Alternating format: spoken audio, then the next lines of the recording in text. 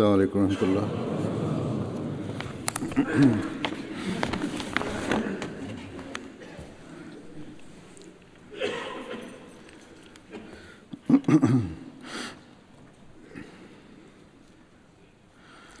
أشهد أن لا إله إلا الله وحده لا شريك له وأشهد أن محمدًا عبده ورسوله أما بعد فأعوذ بالله من الشيطان الرجيم بسم الله الرحمن الرحيم الحمد لله رب العالمين الرحمن الرحيم مالك يوم الدين إياك نعبد وإياك نستعين اهدنا الصراط المستقيم صراط الذين أنعمت عليهم غير المغضوب عليهم ولا الضالين.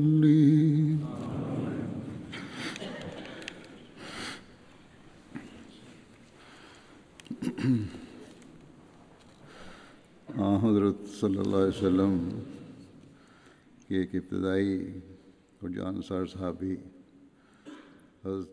Ammar bin Yasir était un des premiers et fidèles compagnons du saint prophète Mohammed sallallahu alayhi wa sallam.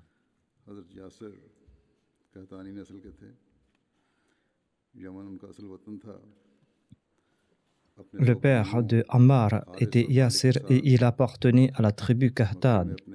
Le Yémen était son pays d'origine et il était venu à la Mecque en compagnie de ses deux frères Haris et Malik à la recherche d'un autre frère. Haris et Malik sont retournés au Yémen, mais Yasir est resté à la Mecque et il s'était affilié à Abu Huzaifa Makhzoumi. Abu Huzaifa lui a offert la main de Soumaïa, son esclave femme, en mariage. Et Ammar bin Yasir est né de cette union. Yasir et Ammar ont vécu en compagnie de Abu Huzaifa jusqu'au décès de celui-ci. Yasir, Soumaïa, son épouse, et ses deux fils, Ammar et Abdullah bin Yasir, embrassèrent l'islam. Ammar bin Yasir relate ceci. J'ai rencontré Suhaib bin Sinan à la Dar al-Arqam. Le saint prophète Mohammed sallallahu alayhi wa sallam s'y trouvait aussi. J'ai demandé à Suhaib bin Sinan la raison de sa visite. Suhaib m'a posé la même question. J'ai répondu que je souhaitais écouter les propos du saint prophète Mohammed sallallahu alayhi wa sallam. Suhaib a répondu qu'il avait la même intention. Et nous nous sommes présentés au saint prophète Mohammed, paix soit sur lui. Le saint prophète Mohammed, paix soit sur lui, nous a informés à propos de l'islam et nous avons embrassé la nouvelle foi. Nous sommes restés à Dar al-Arqam jusqu'à dans la soirée et ensuite nous avons quitté secrètement la Dar al-Arqam.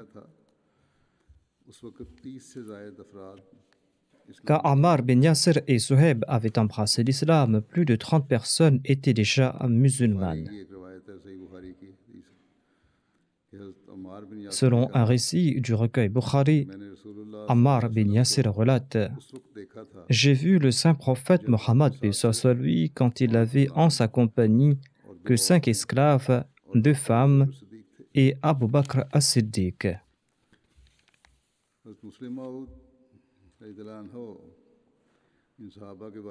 Hadrat Muslim Maud, le deuxième calife de la communauté musulmane Ahmadiyya, commente à propos de ses compagnons en ces termes. Il dit « Allah a permis à plusieurs membres des familles illustres de la Mecque de servir l'islam. Il a aussi permis à nombre de personnes parmi les pauvres de servir l'islam et de rendre de fiers services. Ali appartenait à une grande famille, ainsi que Hamza, ainsi Omar, ainsi qu'Ousmane. Ils appartenaient tous à de très grandes familles de la Mecque.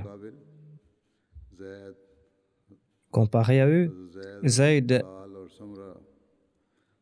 Bilal, Samra, Khabbab, Suhaib, Amir, Ammar et Abu Fukayha étaient tous d'origine modeste. En somme, les plus notables ainsi que les plus humbles de la société ont été choisis pour servir le Saint-Coran.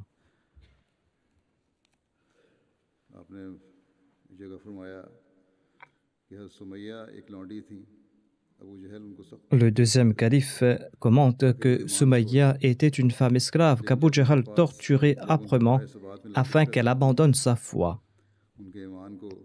Quand elle s'est cramponnée corps et âme à sa foi, eh bien, dans sa fureur, Abu Jahl lui a donné un coup de lance dans ses parties privées et l'a tuée. Sumayya est tombée à martyr et Ammar, son fils, était allongé sur le sable brûlant et il était âprement torturé.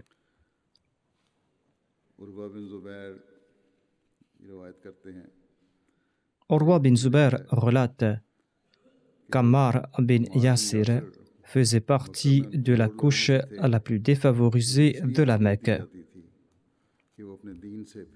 Et on le persécutait afin qu'il abandonne sa foi. Mohammed bin Omar relate que parmi les faibles mentionnés dans le Saint-Coran se trouvaient ceux qui n'appartenaient à aucune tribu de la Mecque.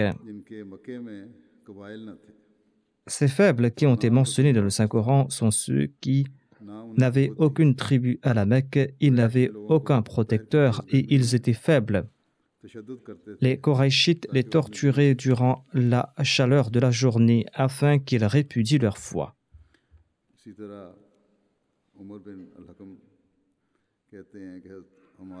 Omar bin al-Hakam relate qu'Ammar bin Yasir, Suhaib, Abu Fukayha,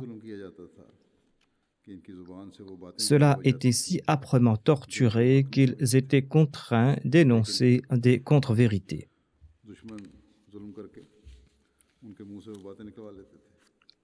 L'ennemi les torturait et les contraignait à prononcer ces paroles qui étaient contraires à la vérité. Mohammed bin Ka'b relate ceci. Quelqu'un m'a dit qu'il avait vu Ammar bin Yasir portant un simple pantalon et il avait des traces de blessures sur son dos. Je lui ai demandé la raison de ces blessures et Ammar a expliqué que c'étaient les traces des tortures que les Koraïchites de la Mecque le faisaient subir durant la chaleur torride de la journée. Ammar bin Maymoun relate que les polythéistes avaient brûlé Ammar. Le saint prophète Mohammed sallallahu alayhi wa sallam est passé à côté d'Ammar et il a passé sa main sur sa tête et il a dit « Ô feu, sois fraîche et source de paix pour Ammar, comme tu l'as été pour Abraham. » Il a dit « Ô feu, sois fraîche et source de paix pour Ammar, comme tu l'as été pour Abraham. »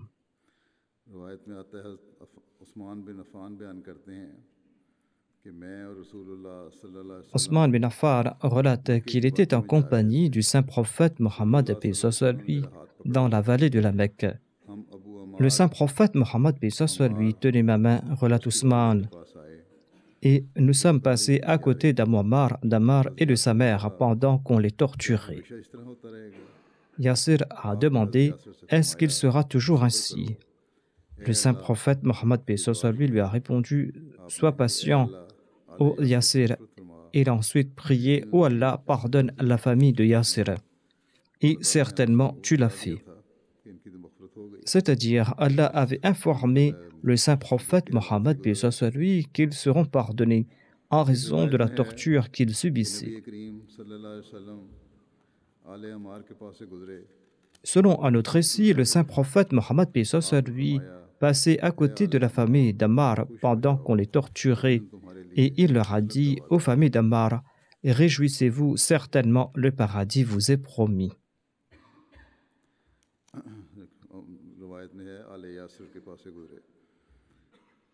Selon un récit, il dit qu'il est passé à côté de la famille de Yasir. Abdullah bin Mas'ud relate que 7 personnes étaient les premières à embrasser l'islam. Il y avait le saint prophète Mohammed sallallahu alayhi wa sallam, Abu Bakr, Ammar, Sumayya sa mère, Suhaib, Bilal et Miqdad. Allah a protégé le saint prophète Mohammed sallallahu alayhi wa sallam par l'entremise de son oncle Abu Talib. Abu Bakr, quant à lui, jouissait de la protection de sa tribu. Il se peut qu'il y ait des erreurs dans les chiffres qui ont été mentionnés.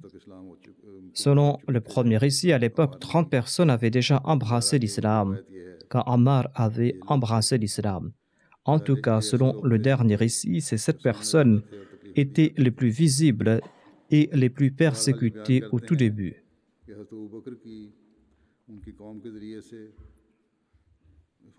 Il relate qu'Abu Bakr était protégé par sa tribu et les autres étaient torturés par les Qurayshites.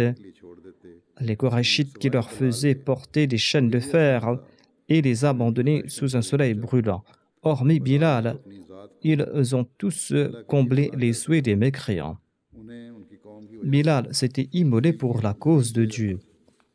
Il était humilié en raison de son origine. Les Qurayshites lui envoyaient leurs enfants qui le traînaient dans les rues de la Mecque tandis qu'il répétait Ahad, Ahad, c'est-à-dire Dieu est unique, Dieu est unique. Les polythéistes plongeaient Ammar dans de l'eau pour le torturer et le tabasser. Certains États font subir à leurs détenus cette même forme de torture dans le monde. C'est ainsi que certains États traitent leurs prisonniers aujourd'hui. En tout cas, ces premiers musulmans étaient davantage torturés. Selon un récit, Ammar était en larmes quand le saint prophète Mohammed sallallahu alayhi wa sallam l'a rencontré. Le saint prophète Mohammed lui a essuyé ses larmes et il lui a dit que les mécréants t'ont attrapé, ils t'ont plongé dans de l'eau et tu as dit ceci et cela. S'ils te contraignent de nouveau, tu dois dire la même chose.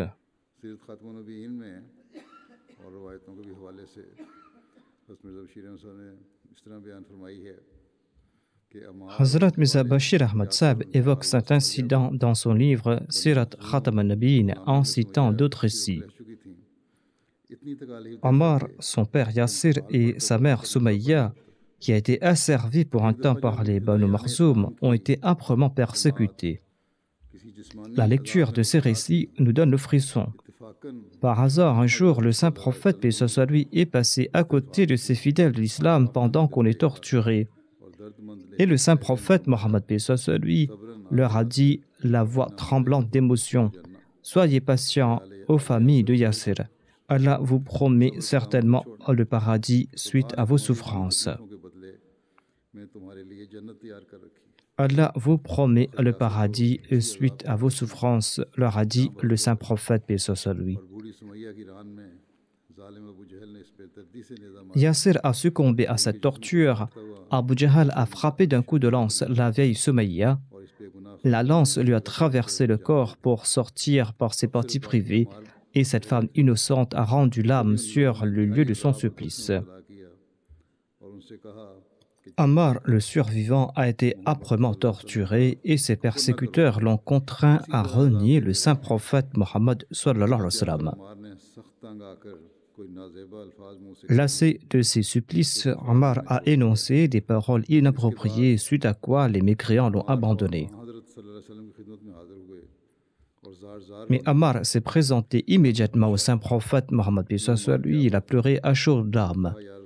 Le saint prophète, paix soit lui, lui en a demandé la raison. Il a répondu: je suis voué à la perdition, les infâmes m'ont tellement torturé qu'ils m'ont contraint à prononcer des paroles déplacées à votre égard. Le saint prophète, paix soit lui, lui a demandé: quels sont tes véritables sentiments? Ammar a répondu: je suis tout aussi croyant et mon cœur déborde d'amour pour Allah et son messager. Le saint prophète Mohammed lui a commenté: en ce cas, il n'y a aucun mal, Allah te pardonnera cet écart. Dans son ouvrage Chashma et Ma'rifat, le Messie premier d'Islam a cité quelques paragraphes de la biographie du saint prophète Mohammed lui, écrit par un hindou du nom de Prakash Devji.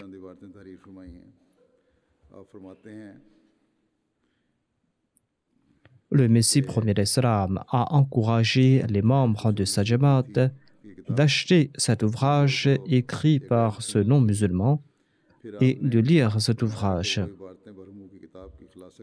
Il a ensuite résumé en ces termes quelques paragraphes du livre écrit par cet hindou.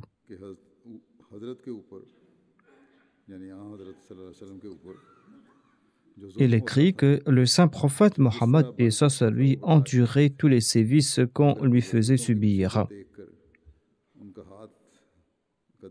Or, il avait le cœur meurtri en voyant les exactions commises contre ses disciples.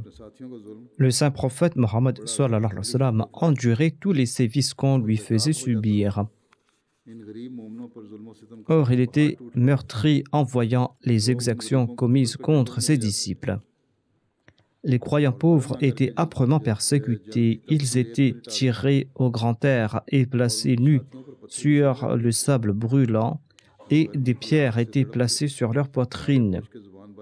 Accablés par la chaleur torride, ils avaient les langues pendantes. Beaucoup avaient perdu la vie suite à ces exactions. Ammar était l'un de ces opprimés, et il a fait montre de patience et de persévérance suite à cette persécution.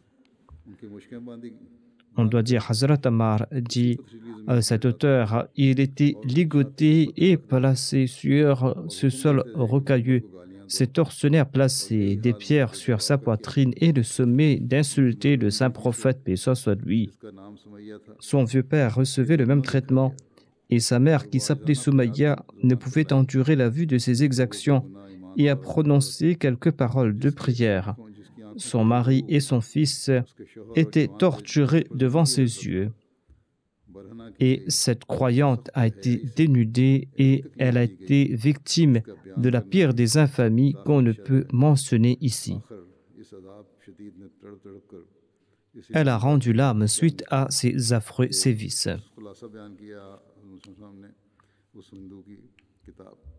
Ceci était le résumé fait par le Messie premier d'Islam de quelques passages de la biographie du saint prophète Mohammed lui et de ses compagnons. C'était un ouvrage écrit par un hindou. Selon Sufyan, Ammar était la première personne ayant offert sa maison comme mosquée.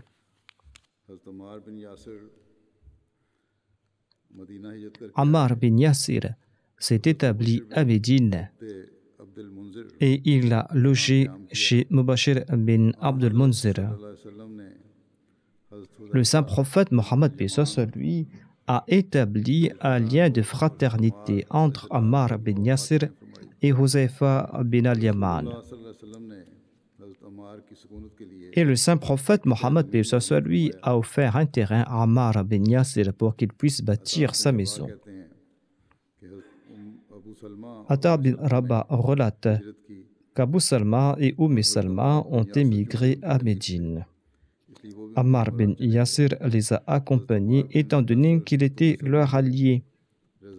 Ammar bin Yasir était aussi le frère de lait de Salma. Ikrama relate ceci. Abdullah bin Abbas m'a conseillé et a conseillé à son fils Ali bin Abdullah de partir à la rencontre d'Abu Saïd Khudri et d'écouter ce qu'il avait à dire. Nous sommes partis à sa rencontre. Abu Saïd Khudri était en train d'arroser son jardin en compagnie de son frère. En nous voyant, il s'est assis et il nous a raconté ceci.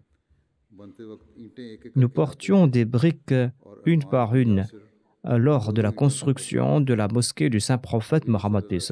Ammar bin Yasir, quant à lui, portait 2 briques. Le Saint-Prophète s'est arrêté devant lui et il lui a enlevé la poussière des cheveux et il a déclaré « Malheureusement, les rebelles le tueront. Ammar va les inviter vers Allah et ces rebelles vont l'inviter vers le feu. » Ammar avait l'habitude de réciter cette prière. Je demande la protection à Allah contre les complots. Abdullah bin Abi Huzayl relate ceci. Lors de la construction de la mosquée du Saint-Prophète, le Saint-Prophète ainsi qu'Ammar transportaient des briques à l'instar des autres musulmans. Ammar bin Yasir fredonnait ce vers. Nous sommes des musulmans bâtisseurs de mosquées. Et le Saint-Prophète Mohammed lui répétait les mosquées après lui. Ammar était malade et certains disaient qu'il allait certainement mourir ce jour-là en raison de ses efforts et en raison de sa faiblesse. En entendant cela, le Saint-Prophète Mohammed lui a fait tomber les briques de sa main et le Saint-Prophète a ordonné à Ammar de se reposer.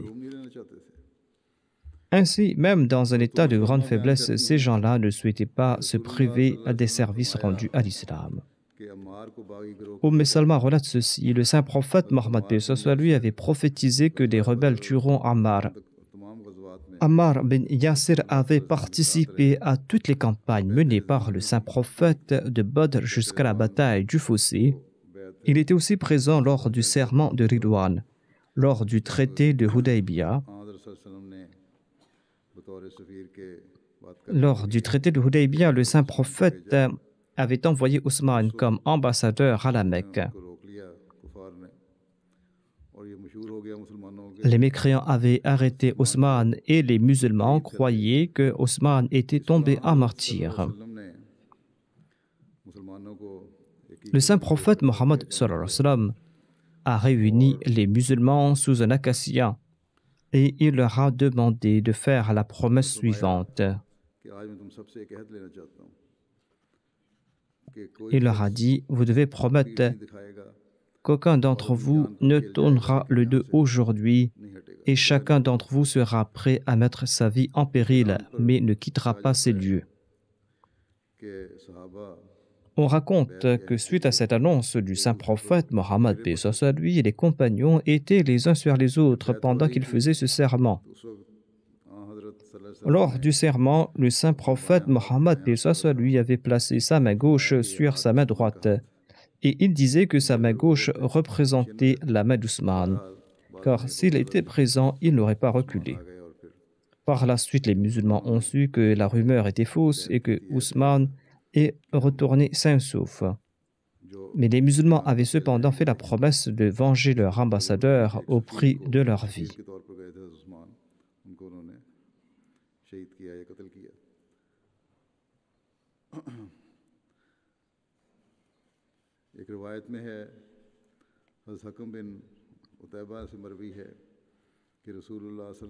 Hakam bin Utayba relate que le Saint-Prophète Mohammed lui arriva à Médine dans la matinée. Ammar conseilla qu'on devait trouver un endroit pour que le Saint-Prophète Mohammed lui puisse se reposer et puisse prier.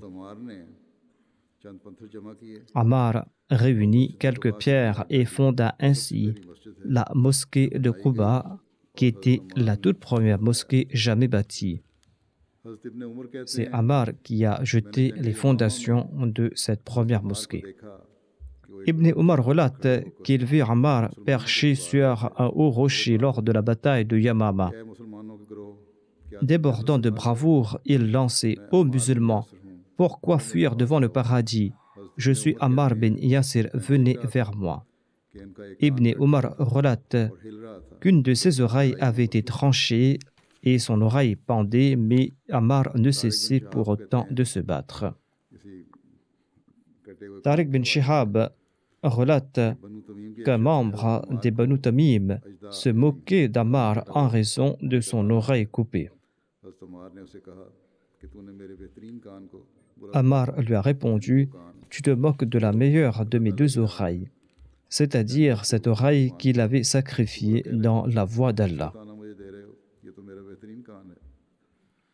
Tu es en train de te moquer de la meilleure de mes deux oreilles, l'oreille que j'ai sacrifiée dans la voie d'Allah. Khalid bin Walid relate qu'il réprimanda un jour Ammar bin Yasir. Ammar bin Yasir s'en alla se plaindre au saint prophète Mohammed sur lui.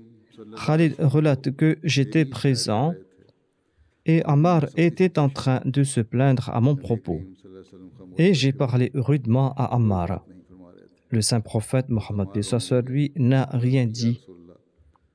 Ammar a commencé à pleurer et il a demandé au saint prophète Mohammed sur lui s'il n'avait pas vu comment Khalid l'avait traité.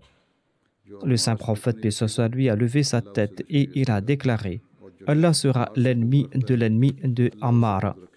Et Allah sera hostile envers celui qui sera hostile envers Ammar. » Khalid bin Walid commenta « Mon plus grand souhait à partir de ce jour était de plaire à Ammar. Je suis parti à sa rencontre et je me suis excusé auprès de lui et il était satisfait. » Ashtar relate que Khalid bin Walid lui a raconté ceci. Le saint prophète Mohammed lui m'a envoyé pour une expédition. Et Ammar bin Yasir a aussi participé à cette expédition. Nous sommes passés à côté d'une famille qui avait évoqué l'islam. Ammar m'a dit qu'il croyait dans l'unicité de Dieu. Mais Khalid déclare que je n'ai pas porté attention à ses propos et j'ai traité cette famille comme les autres. Ammar bin Yasir m'a menacé en disant qu'il va en informer le saint prophète Mohammed sur lui. Quand le saint prophète sur lui n'a rien dit, après ce que Ammar lui a relaté, eh bien Ammar est retourné les yeux en larmes.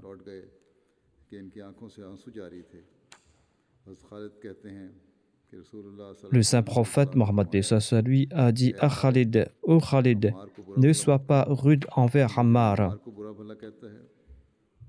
Allah sera rude envers celui qui traitera Ammar rudement. Et Allah sera hostile envers celui qui sera hostile envers Ammar. Et Allah traitera d'imbécile celui qui le traitera d'imbécile. »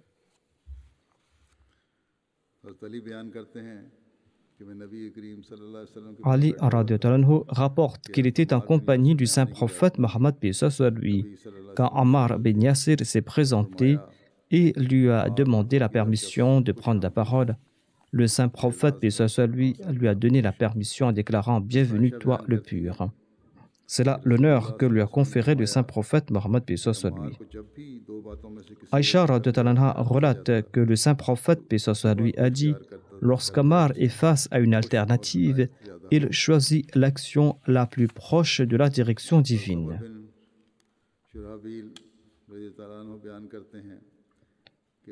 Omar bin Sharhabil relate que le saint prophète Mohammed lui a déclaré « La foi coule dans les veines d'Ammar bin Yasir », c'est-à-dire qu'il déborde de foi.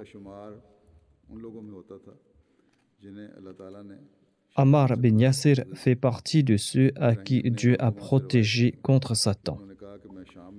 Ibrahim bin Alqama relate que quand je suis parti en Syrie, on racontait qu'Abu Darda demandait s'il y avait parmi nous quelqu'un qu'Allah avait protégé de Satan, tout comme le saint prophète Mohammed lui avait témoigné à propos d'Ammar, à savoir qu'Allah l'avait protégé contre Satan.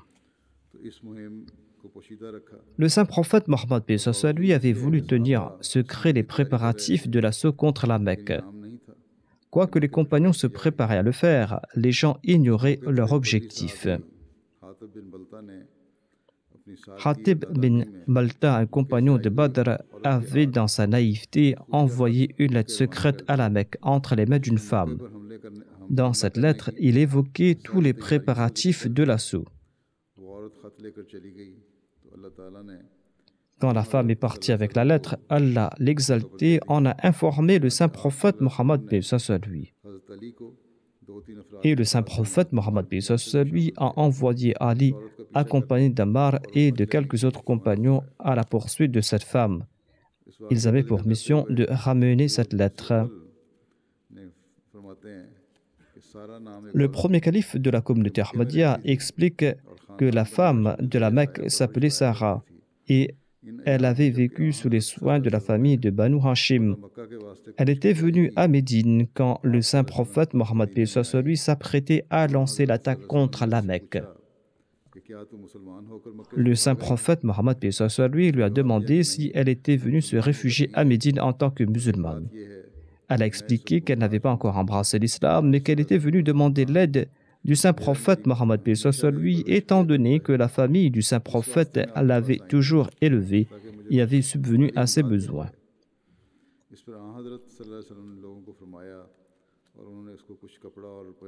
Suite à la requête du saint prophète Mohammed lui, certains ont offert à cette femme des vêtements ainsi que de l'argent, et elle s'est apprêtée à partir.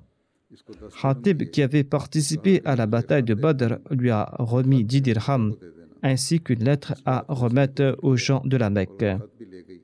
Dans cette lettre, il informait les gens à propos de l'assaut que s'apprêtait à lancer le saint prophète Mohammed lui, et il recommandait aux gens de la Mecque la vigilance.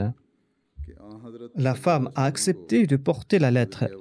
Elle avait à peine quitté Médine quand Dieu a révélé au saint prophète Mohammed lui toute l'affaire. Le saint prophète lui a expédié sur le champ Ali, Ammar et d'autres compagnons afin d'attraper la femme et de ramener la lettre, et même de tuer la femme si elle ne remettait pas la lettre. Les membres de l'expédition l'ont arrêtée en cours de route, mais elle a juré qu'elle n'avait aucune lettre en sa possession. Ali l'a menacée de son épée et elle lui a demandé de ne pas mentir étant donné qu'il savait à propos de la missive grâce à la révélation divine reçue par le saint prophète. Craignant l'épée, elle a fait sortir la lettre de ses cheveux. Lorsque le saint prophète a su que cette lettre était écrite par Hatib, eh bien, il lui a demandé pourquoi il l'avait fait. Hatib a répondu « Je jure par Dieu que je n'ai jamais sombré dans l'incroyance depuis que j'ai embrassé l'islam. Les membres de ma tribu n'ont aucun soutien à la Mecque ou personne pour les informer. Je voulais tout simplement l'avertir afin qu'elle se mette à l'abri contre les mécréants. Omar a voulu tuer Hatib, mais le saint prophète, paix soit lui, l'en a empêché en disant « Allah a exprimé son contentement à l'égard des compagnons de Badr. » Et ensuite, il a pardonné Hatib. Il avait commis cette erreur par naïveté et il n'avait pas l'intention de nuire aux musulmans. Le calife Omar avait nommé Ammar bin Yasir comme gouverneur de Koufa et il a envoyé le message suivant aux habitants de Koufa. Il a déclaré « Je nomme Ammar bin Yasir gouverneur de votre région et je nomme Ibn Masoud comme votre enseignant et ministre et gestionnaire de la trésorerie. Tous deux sont des compagnons honorés du saint prophète Mohammed lui et sont des vétérans de la bataille de Badr. Vous leur devez obéissance. J'ai accordé prééminence à Abdullah ibn Masoud sur vous. et je vous envoie Ousmane bin Hunayf, gouverneur de la région réputée verdoyante d'As-Sawad, Irak.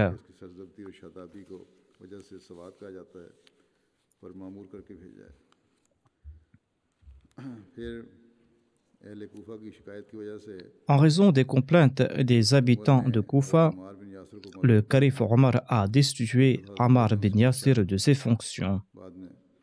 Et un jour, Omar lui a demandé si cette destitution l'avait déplu.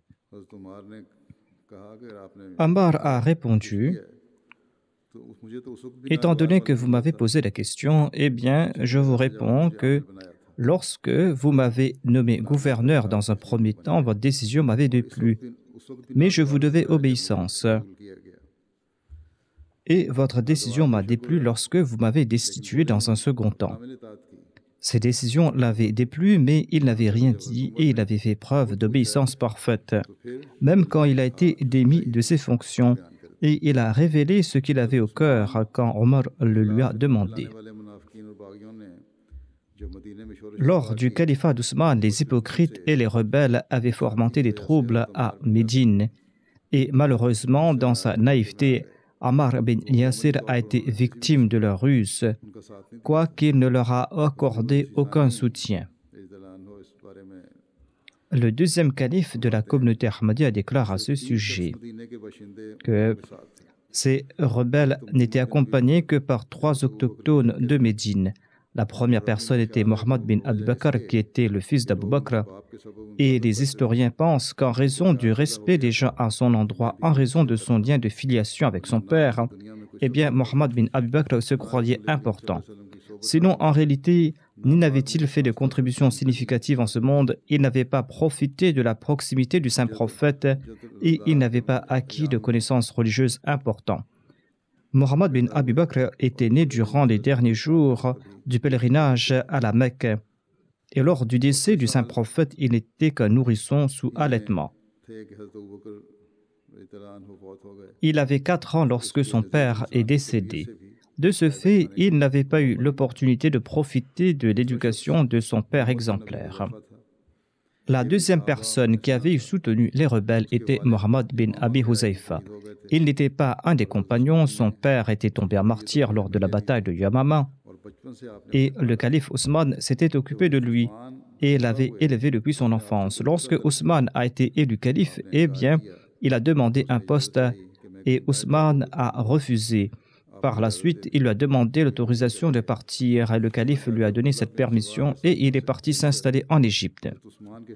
Là-bas, il a formé une alliance avec les amis d'Abdullah bin Sabah. Il a commencé à remonter les gens contre Ousmane.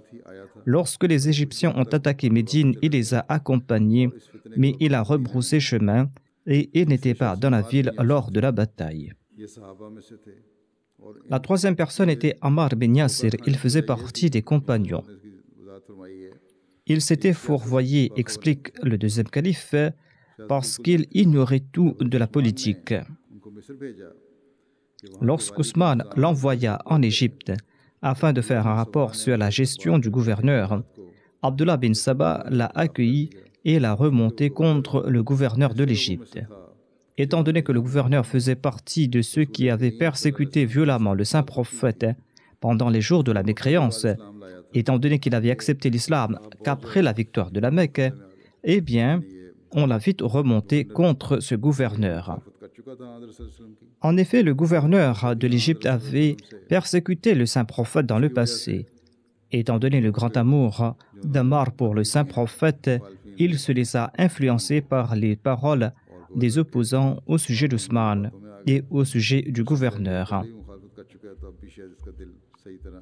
Et Ammar croyait que le gouverneur n'avait probablement pas accepté l'islam sincèrement, étant donné les persécutions qu'il avait infligées au saint prophète par le passé.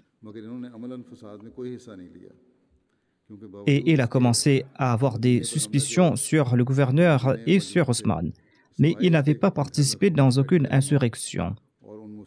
Il était resté tranquillement assis chez lui lors de l'assaut contre Médine et il n'avait pas participé à la riposte contre les fauteurs de troubles.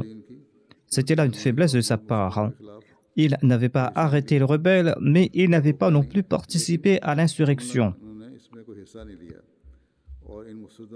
Ammar était donc innocent des troubles causés par les rebelles. Lors du califat d'Ali, Ammar bin Yasir resta aux côtés d'Ali et il participa également à ses côtés aux batailles de Jamal et de Siffin. Abu Abdurrahman as-Salami rapporte qu'il avait accompagné le calife Ali lors de la bataille de Siffin. Les compagnons du saint prophète, paix soit sur lui, suivaient Ammar bin Yasir comme leur porte-étendard.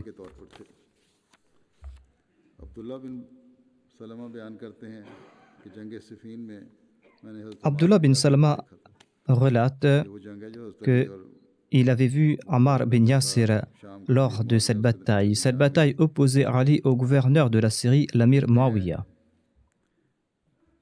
Abdurrahman bin As-Salami rapporte qu'il avait vu Ammar tout âgé.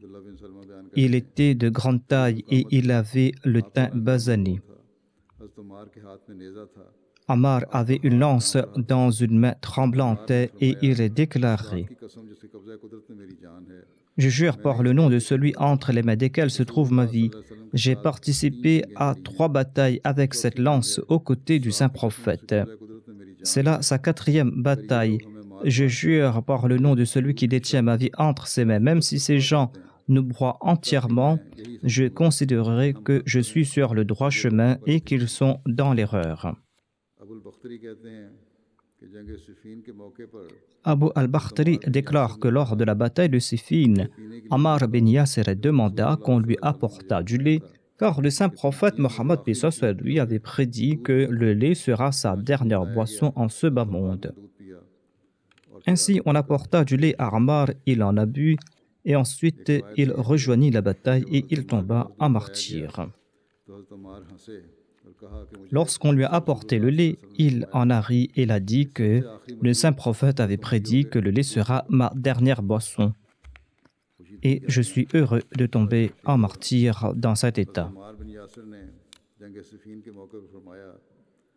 Ammar bin Yasir a déclaré lors de la bataille de Siffin: « Le paradis se trouve sous les éclats de l'épée. L'assoiffé trouvera sa source d'eau. Aujourd'hui, je vais rencontrer mes bien-aimés. Aujourd'hui, je vais retrouver le saint prophète ainsi que ses compagnons. » Abdurrahman bin Abzi rapporte qu'il a entendu son père dire que lorsqu'il était en route pour Siffin, Ammar bin Yasir a proclamé sur les berges de l'Euphrate: « Oh Allah, si je savais que tu préfères que je me jette du haut de cette montagne, eh bien je l'aurais fait. Si je savais que tu préfères que j'allume un grand feu et que je m'y immole, je l'aurais certainement fait. Oh Allah, si je savais que tu souhaites que je me jette à l'eau et que je m'y noie, eh bien je l'aurais également fait.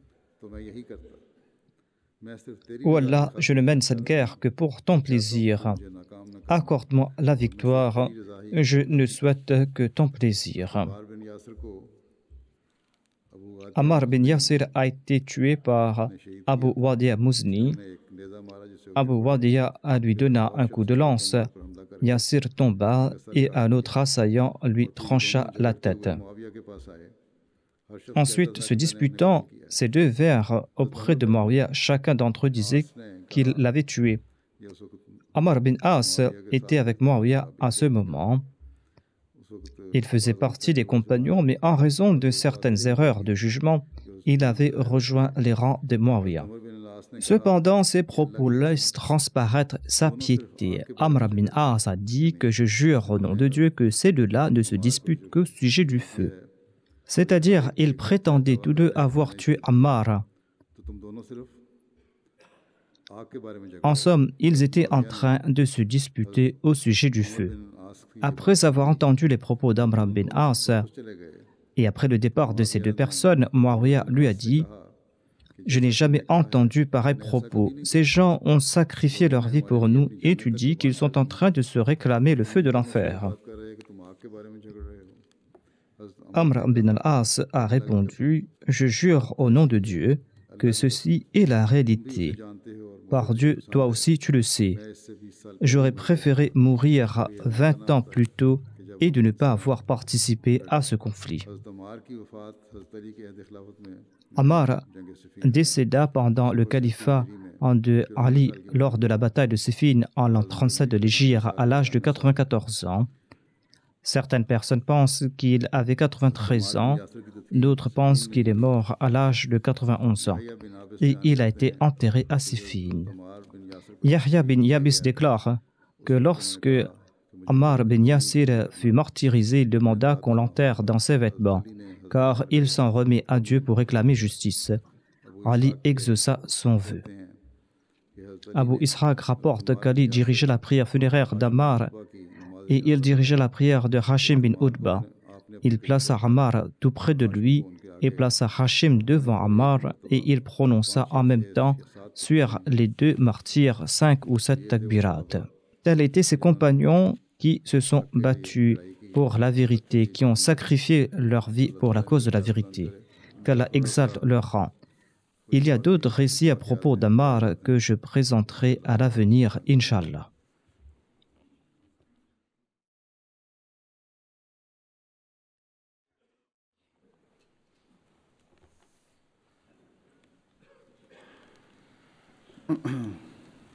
Alhamdulillah, alhamdulillah, nahmaduhu wa nasta'inuhu wa nastaghfiruh.